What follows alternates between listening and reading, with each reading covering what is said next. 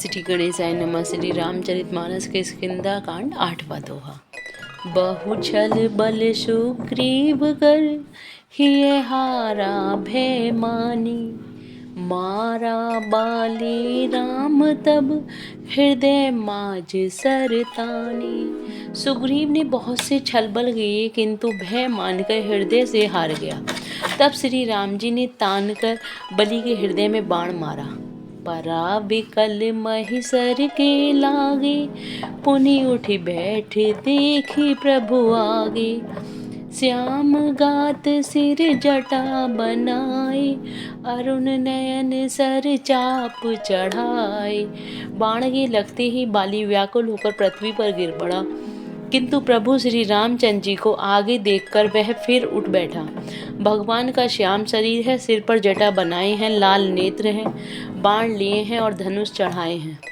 पुनि पुनि चितहि चरण चित दीना, सुफल जन्म माना प्रभु चीना। हृदय प्रीति मुख वचन कठोरा, बोला चितहि राम की ओरा। बाली ने बार बार भगवान की ओर देखकर चित्त को उनके चरणों में लगा दिया। प्रभु को पहचान कर उसने अपना जन्म सफल माना। उसके हृदय में प्रीति थी पर मुख में कठोर वचन थे। वह श्री राम जी की ओर देखकर बोला, धर्म हेतु अवतरहु गोसाई, मारहु मोहि व्याध की नाई। मैं बैरी सुग्रीव पियारा, अवगुण कवन नाथ मोहि मारा। हे गोसाई, आपने धर्म की रक्षा के लिए अवतार लिया है और मुझे व्याध की तरह छिपकर मारा। मैं बैरी और सुग्रीव प्यारा। हे नाथ, किस दोष से आपने मुझे मारा। अनुज बधू भगनी सुत नारी, 69 कन्या समये चारी।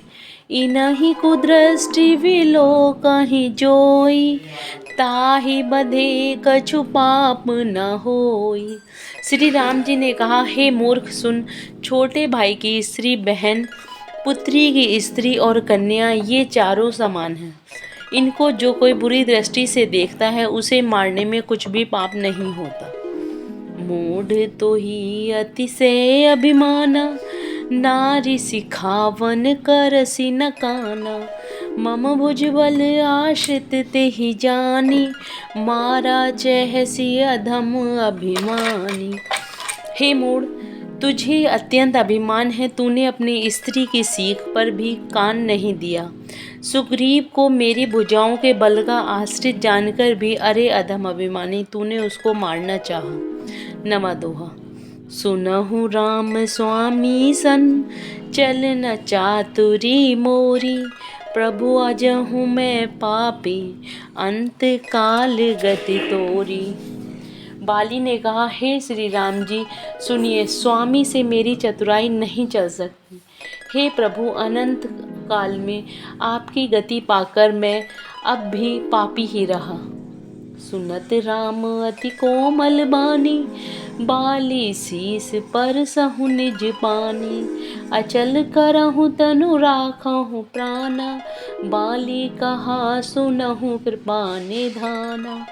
बाली की अत्यंत कोमल वाणी सुनकर श्री राम जी ने उसके सिर को अपने हाथ से स्पर्श किया और कहा, मैं तुम्हारे शरीर को अचल कर दूं, तुम प्राणों को रखो। बाली ने कहा, हे कृपा निधान सुनिए।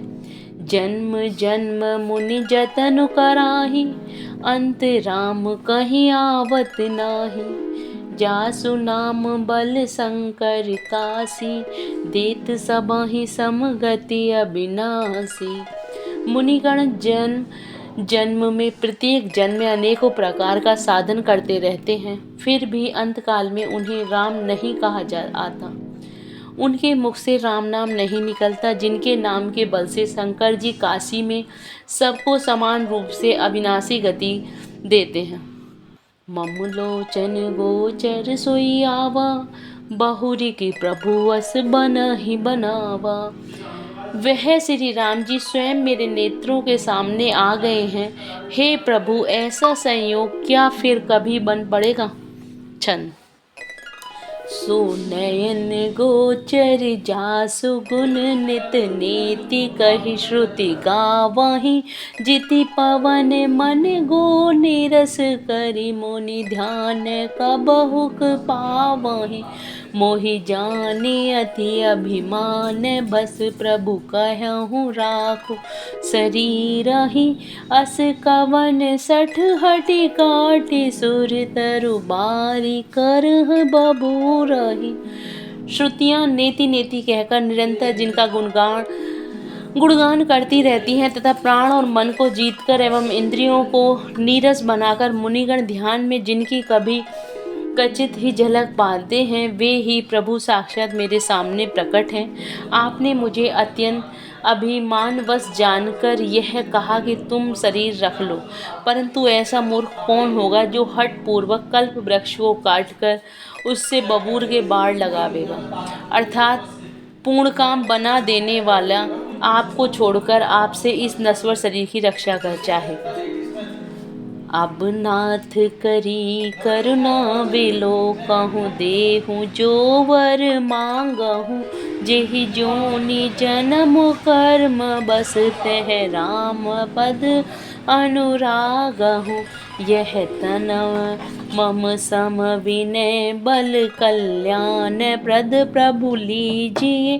गहि बाहा सुर नर नाहापन दास अंगद कीजिए। हे नाथ, अब मुझ पर दया दृष्टि कीजिए और मैं जो वर मांगता हूँ उसे दीजिए। मैं कर्म बस जिस योनि में जन्म लूँ वहीं श्री राम जी के चरणों में प्रेम करूँ। हे कल्याण प्रद प्रभु, यह मेरा पुत्र अंगद विनय और बल में मेरे ही समान है, इसे स्वीकार कीजिए। और हे देवता और मनुष्यों के नाथ, बाँह पकड़कर इसे अपना दास बनाइए। 10वां दोहा। राम चरण दृढ़ प्रीति करी बाली कीन तनु त्याग। सुमन माल जिमि कंठ ते गिरत न जानहि नाग। श्री राम जी के चरणों में दृढ़ प्रीति करके बाली ने शरीर को वैसे ही त्याग दिया जैसे हाथी अपने गले से फूलों की माला का गिरना न जाने। राम बाली निज धाम पठावा नगर लोग सब व्याकुल धावा। नाना विधि विलाप कर तारा छूटे केस न दे सवारा। श्री रामचंद्र जी ने बाली को अपने परम धाम भेज दिया। नगर के सब लोग व्याकुल होकर दौड़े। बाली की स्त्री तारा अनेकों प्रकार से विलाप करने लगी। उसके बाल बिखरे हुए हैं और देह की संभाल नहीं है। तारा विकल देखी रघुराया दीन ज्ञान हरि लीन ही माया। क्षितिपल जल पावक गगन समीरा पंच रचित अति अधम शरीरा। तारा को व्याकुल देखकर श्री रघुनाथ जी ने उसे ज्ञान दिया और उसकी माया हर ली। उन्होंने कहा, पृथ्वी जल अग्नि आकाश और वायु, इन पांचों तत्वों से यह अत्यंत अधम शरीर रचा गया है। प्रगट सो तनु तब आगे सोवा जीव नित्य कहि लागहि तुम रोवा। उपजा ज्ञान चरण तब लागी लीन सी परम भक्ति वर मागी। वह शरीर तो प्रत्यक्ष तुम्हारे सामने सोया हुआ है और जीव नित्य हैं, फिर तुम किसके लिए रो रही हो। जब ज्ञान उत्पन्न हो गया तब वह भगवान के चरणों लगी और उसने परम भक्ति का वर मांग लिया। उमा दारु जो सित की नाई सबहि नचावत राम गोसाई। तब सुग्रीव ही आयशु दीना मृतक कर्म विधिवत सब कीना। शिव जी कहते हैं, हे उमा, स्वामी रामचंद्र जी सबको कठपुतली की तरह नचाते हैं। तदंतर श्री राम जी ने सुग्रीव को आज्ञा दी और सुग्रीव ने विधि पूर्वक बाली का सब मृतक कर्म किया। राम कहानु जहि समझाई राज देहु सुग्रीव वहीं जाई। रघुपति चरण नाई करी माथा चले सकल प्रेरित रघुनाथा। तब श्री रामचंद्र जी ने छोटे भाई लक्ष्मण को समझाकर कहा कि तुम जाकर सुग्रीव को राज्य दे दो। श्री रघुनाथ जी की प्रेरणा से सब लोग श्री रघुनाथ जी के चरणों में मस्तक नवाकर चले। जय Shri Ram. Please like and subscribe the channel.